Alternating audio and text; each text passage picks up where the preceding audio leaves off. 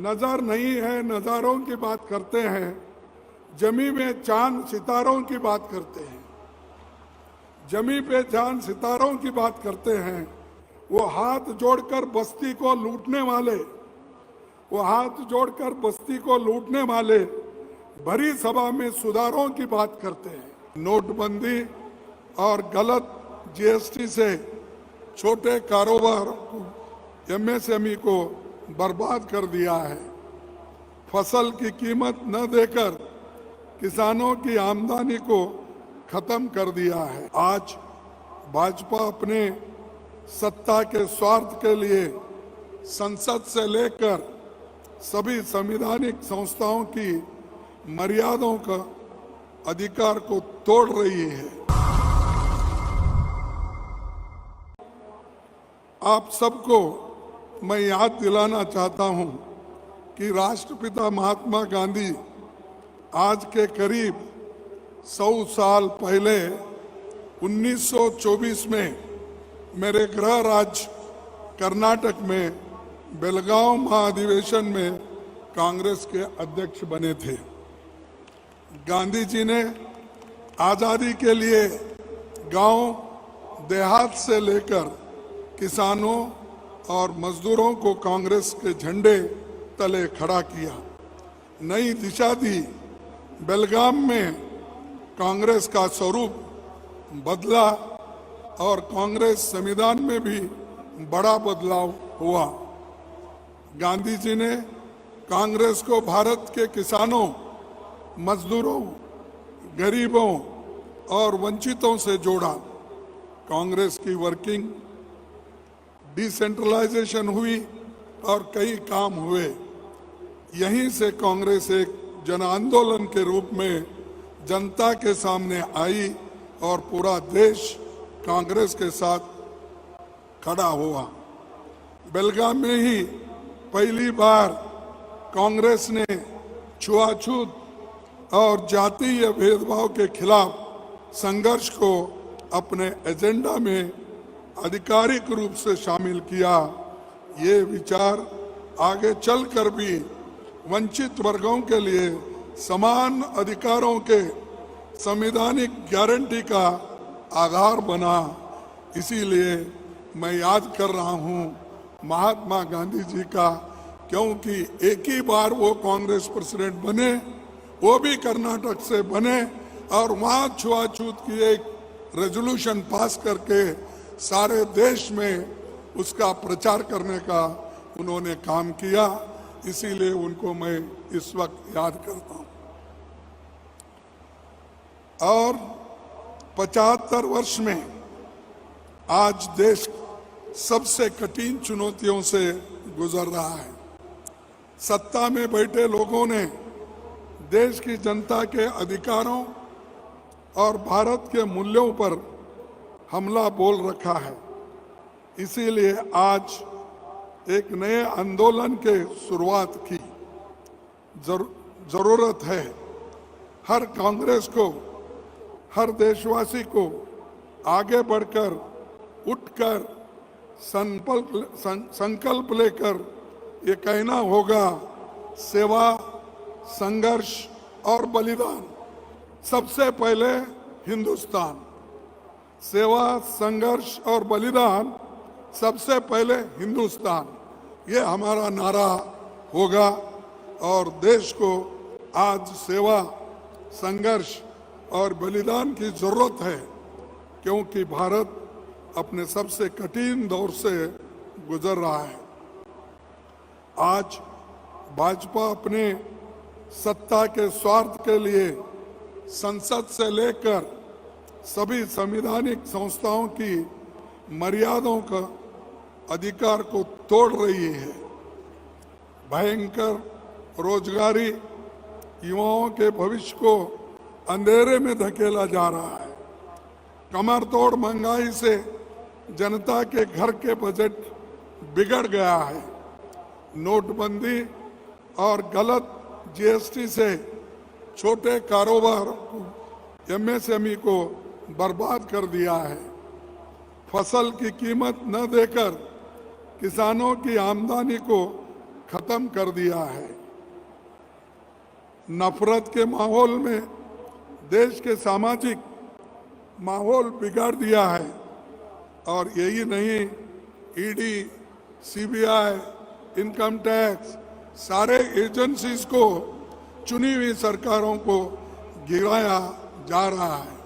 और यहाँ पर मैं बोलना चाहूँगा, इस प्लेनरी सेशन को रोकने के लिए यहाँ पर बीजेपी सरकार ने छापा मारा, रेड किया, हमारे लोगों को अरेस्ट किया, लेकिन फिर भी हमारे चीफ मिनिस्टर और यहाँ के कांग्रेस कार्यकर्ताओं ने डटकर मुकाबला करके इसको यशस्वी बनाया। ये है कांग्रेस के लिए एक बहुत बड़ी ताकत। ऐसा हम लड़ने का भी सीखना चाहिए, मुकाबला करने का भी सीखना चाहिए। अगर रोते बैठे तो कुछ नहीं मिलने वाला है। अगर आप लड़ते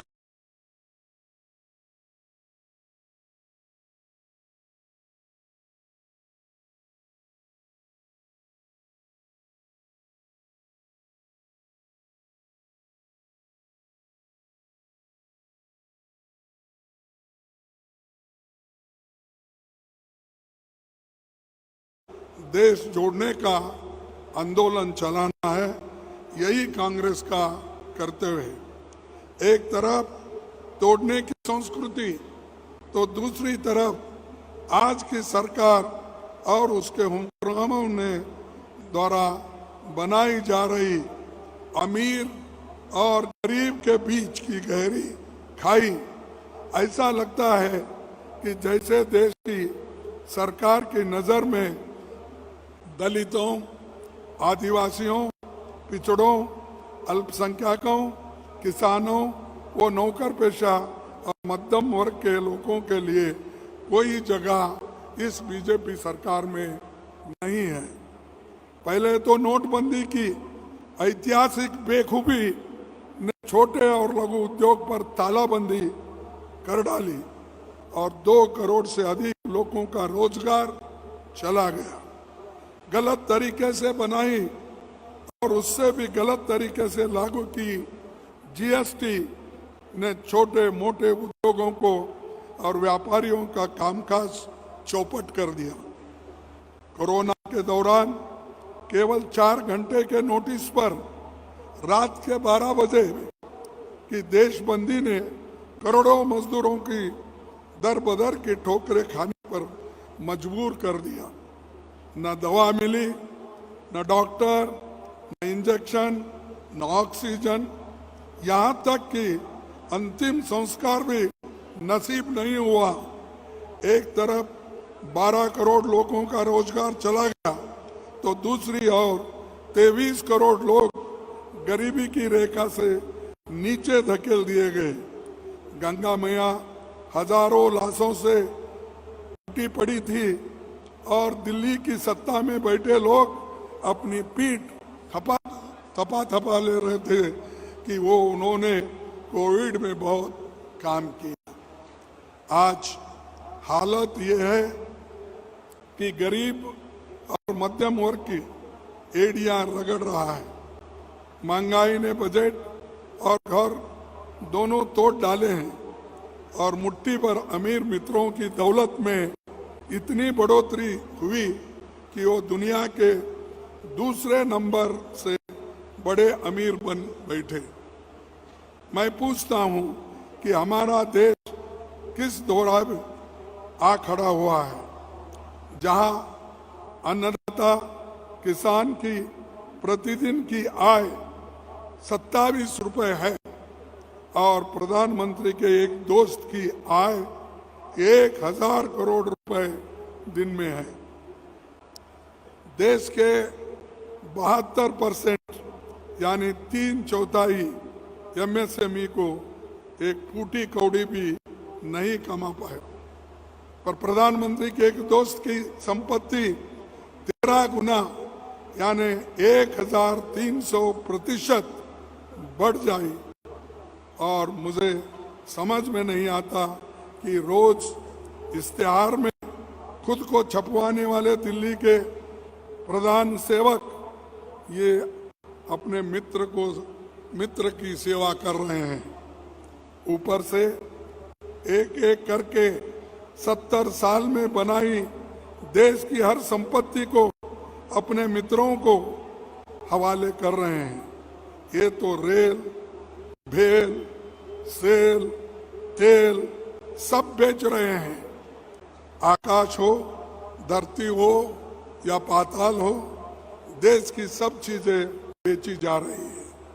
मेरे देश के करोड़ों लोगों को अब चिंता है कि अब हमारी LIC और स्टेट बैंक ऑफ इंडिया भी बच पाएगा या नहीं, क्या इसको भी वो बेच लेंगे।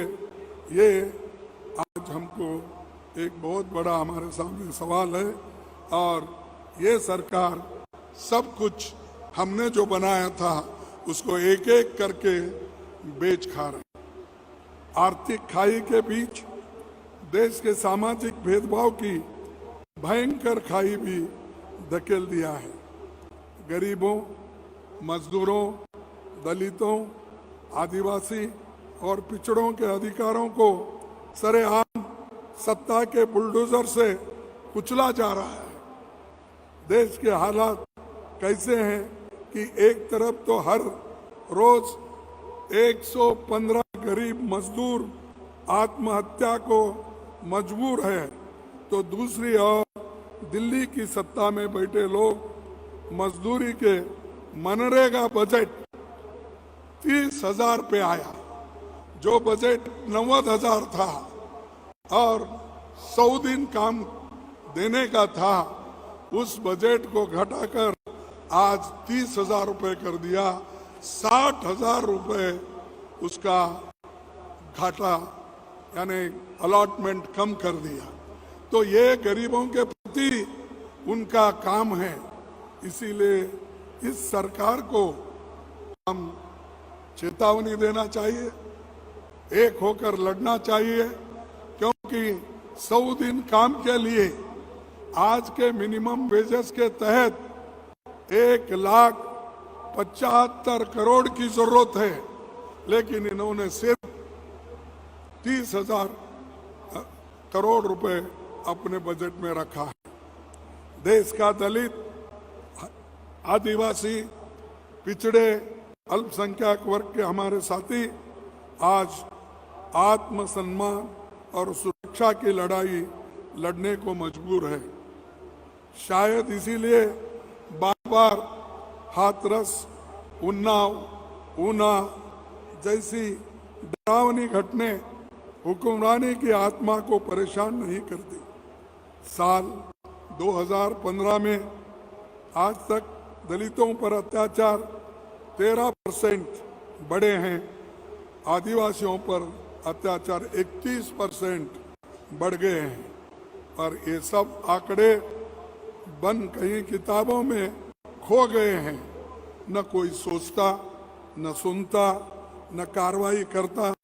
गरीबों को ताकत देने के भाषण तो बहुत देते हैं, वोट लेने के लिए पिछड़ों की बात ज्यादा करते हैं, पर ये भूल जाते हैं कि सैकड़ों पब्लिक सेक्टर यूनिट्स जो आप मित्रों को बेच रहे हैं, उसमें लाखों गरीबों के लिए रिजर्वेशन की नौकरी भी चली जा रही है। और दूसरे जो OBC है, इकोनॉमिकल वीकर सेक्शन है, उनके नौकरियां भी आज जा रहे हैं, मिलते हैं। पर SC, ST, minority, pre matric scholarship को सिरे से ही खत्म कर देते हैं। क्या अब देश की सरकार के पास इतना पैसा भी नहीं बचा कि वो गरीबों के बच्चों को क्लास 1 से क्लास 8 तक स्कॉलरशिप दे सके? अगर गरीब के लिए कुछ बचा भी हो तो उस पर भी चुन चुन कर हमला बोला जाता है। शायद इसीलिए इस साल दिल्ली में बैठी सरकार ने फूड सिक्योरिटी का 90,000 करोड़ रुपया काट दिया, जो श्रीमती सोनिया गांधी जी, मनमोहन सिंह जी ने गरीब लोगों के लिए, उनके पेट भरने के लिए उन्होंने जो कानून बनाया, उसमें इन्होंने आज 90,000 करोड़ का कटौती इन्होंने किया है। आप ही सोचिए किस तरह ये सरकार चल रही है और इसको हमको लड़ना होगा। मैं कई बार सोचता हूँ कि भाजपा की ये सरकार कितने गरीबों के मुंह से निवाला छीन लेंगे और इनके धन्ना सेठ मित्रों के पेट भर जाएंगे। मुझे ये कहने में कोई संकोच नहीं कि दिल्ली की सरकार में बैठे लोगों का डीएनए ही गरीब विरोधी है, ऐसा मुझे महसूस होता। इनके डीएनए में गरीबों के खिलाफ काम करने का है, इसीलिए तो वो लोग ऐसा काम कर रहे हैं। एक तरफ देश की संस्थाओं, देश के लोगों, देश के गरीबों पर हमला, तो दूसरी ओर भारत माँ की सरजमी पर हो रही चीनी द्वारा इलीगल ऑक्यूपेशन के सामने घुटने टेक हुई दिल्ली भाजपा सरकार। हमारी राजनीतिक मतभेद चाहे कितना भी हो, हम भारत की सुरक्षा को लेकर एक हैं, हम भारत की सेनाओं के साथ खड़े हैं, पर एक और हमारी सेनाओं की बहादुरी है और दूसरी ओर सरकार की विफलता है। वो बार बार यही कहते हैं कांग्रेस सेनाओं के खिलाफ है, देश के खिलाफ है। अरे देश के आज़ादी दिलाने के लिए, इस देश को बचाने के लिए हमने संविधान बनाया, उसकी सुरक्षा की और लोकतंत्र के लिए हम लड़ रहे हैं, और आप लोकतंत्र को खत्म करने की बात कर रहे हैं, देश के एकता को खत्म करने की बात कर रहे हैं, और चाइना उधर घुस गया है, कुछ नहीं हुआ, ये हमारे प्राइम मिनिस्टर बोल रहे हैं। उसी तरह फॉरेन मिनिस्टर भी बोल रहे हैं। वो तो यहाँ तक बोले उनको क्या दुख है, दर्द है, मुझे मालूम नहीं। उन्होंने पिछला रिकॉर्ड भी निकाला, मैं ऐसा किया, मेरे को ऐसा करे, मेरे बाप को ऐसा करे। अरे आप एक मंत्री हो एक पार्टी के, वो छोड़कर आपके निजी कारणों के लिए ये कह रहे हैं कि कांग्रेस सरकार ने ये की, मेरे पिताजी को प्रमोशन नहीं दिया या मेरे पिताजी को वहां से ये बातें हैं। सरकार ये बातें नहीं कर सकती। आप सरकार में हो, लेकिन वो लोग हर चीज को एक नया रंग देते हैं। मैं एक सीधा सवाल पूछता हूं, चीन ने अप्रैल 2020 से आज तक हमारी सरजमी पर जबरन कब्जा किया। प्रधानमंत्री ने चीन को क्लीन चिट क्यों दी? प्रधानमंत्री तो कहते कि कोई घुसा ही नहीं, तो उनके विदेश मंत्री कहते हैं कि हम चीन से लड़ नहीं सकते क्योंकि वह हमसे बड़ी अर्थव्यवस्था है। मैं फिर एक बार पढ़ता हूं कि प्रधानमंत्री तो कहते हैं कि कोई घुसा नहीं, तो उनके विदेश मंत्री कहते हैं कि हम चीन से लड़ नहीं सकते क्योंकि वह हमसे बड़ी अर्थव्यवस्था है। तो ये तो आपकी नाकामयाबी है। और आप एक तरफ करते कोई घुसा नहीं, उसको घुसने नहीं देंगे। अरे वो तो घुस के पुल बना रहा, रोड बना रहा, घर बना रहा, लेकिन आप उधर देख रहे नहीं। और दूसरी तरफ 56 इंच की सीना तभी माना जाएगा जब आप भाजपा सरकार चीन से हमारी जमीन छुड़वाकर अप्रैल 2020 की स्थिति अगर कायम करेंगे, तभी हम समझेंगे आपकी 56 इंच छाती बराबर है, नहीं तो घट गई समझेंगे। देश के सामने इन सब चुनौतियों से केवल कांग्रेस लड़ सकती है। 2023 में, 2024 में हमारा एजेंडा साफ है। हम देश के मुद्दों पर संघर्ष भी करेंगे, कुर्बानी भी देंगे और इसे बचकर सबल और संपन्न राज्य की स्थापना करने के लिए हम पूरी कोशिश करेंगे। 2004 से 2014 के बीच यूपीए गठबंधन ने समान विचारधारा वाले कई दल हमारे साथ आए थे। डॉक्टर मनमोहन सिंह जी के नेतृत्व में और श्रीमती सोनिया गांधी जी के उनका सहकार से इस 10 साल तक एक बेहद कामयाब सरकार जो कॉमन मिनिमम प्रोग्राम को सामने रखकर चलती थी, आज उसी गठबंधन को और मजबूती देने की जरूरत है।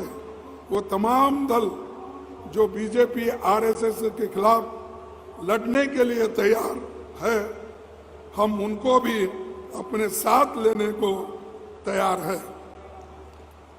लेकिन ये सच्चाई भी है कि हमारी सरकार के खिलाफ बहुत बड़े षड्यंत्र के तहत झूठे आरोप लगाए गए थे।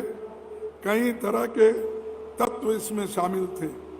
एक बेहद ईमानदार प्रधानमंत्री और एक लोकहित की सरकार को बदनाम किया, पर आज साल बाद सच जनता के सामने आया है और ये सबको मालूम है क्या सच्चाई है।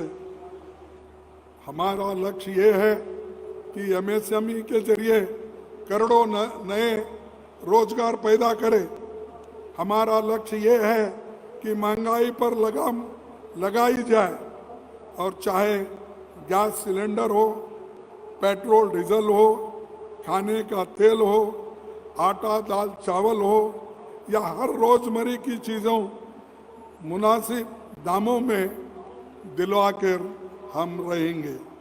हमारा लक्ष्य ये है कि गरीब और अमीर के बीच जो खाई का काम चल रहा है, मजबूर और पास हमारे मजदूर के पास काम नहीं, गरीबों को सम्मान हो, सामाजिक न्याय सरकार का धर्म हो और रोटी रोजी का मौका सबको मिल पाए। हमारा लक्ष्य है कि देश के अन्नदाता किसान को न केवल फसल की कीमत मिले, बल्कि देश का पेट पालने वाले को कभी भूखे पेट न सोना पड़े। हमारा लक्ष्य है कि नफरत का माहौल खत्म करना और देश के हर गली कूचे में मोहब्बत की दुकानें खोली जाएंगी जहां नफरत का बाजार है। गरीब, आदिवासी, अल्पसंख्यक सर उठाकर जिंदगी जिए और उन्हें बराबरी के मौके पर मिल पाए।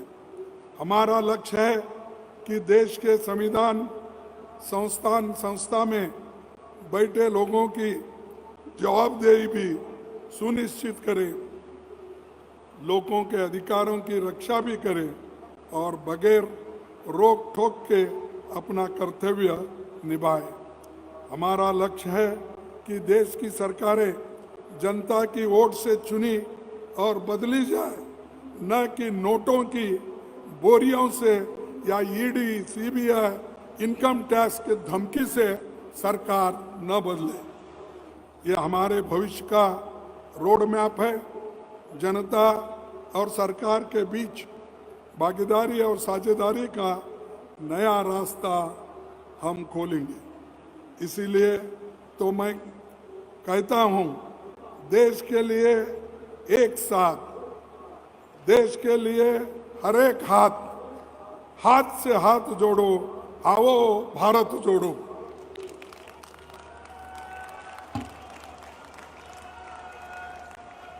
हिंदी के एक बड़े कवि द्विवेदी ने कहा, एक कविता की चंद लाइनें से मैं अपनी बात समाप्त करता हूं और एक बात जो कहूंगा जो हमने पार्लियामेंट में कही थी उसका भी बाद में मैं जिक्र करूंगा। लहरों से डरकर नौका पार नहीं होती, लहरों से डरकर नौका पार नहीं होती, कोशिश करने वालों की हार नहीं होती। डुबकियां सिंधु में गोलाखोर लगाता है, जाकर खाली हाथ लौट कर आता है, जाकर खाली हाथ लौट कर आता है, मिलते नहीं सहज ही मोती गहरे पानी में, मिलते नहीं सहज ही मोती गहरे पानी में, बढ़ता दुगना उत्साह इसी हैरानी में। मुट्ठी उसकी खाली हर बार नहीं होती, मुट्ठी उसकी खाली हर बार नहीं होती, कोशिश करने वालों की कभी हार नहीं होती। तो दोस्तों, हम तो कोशिश करते रहेंगे, लड़ते रहेंगे, लेकिन मुझे एक बात आपके सामने रखना है, जिसको मेरी छोटी सी शायरी थी, वो मैं राज्यसभा में अपने भाषण में कहा था, तो उन्होंने उसको अनपार्लियामेंट्री कर दिया।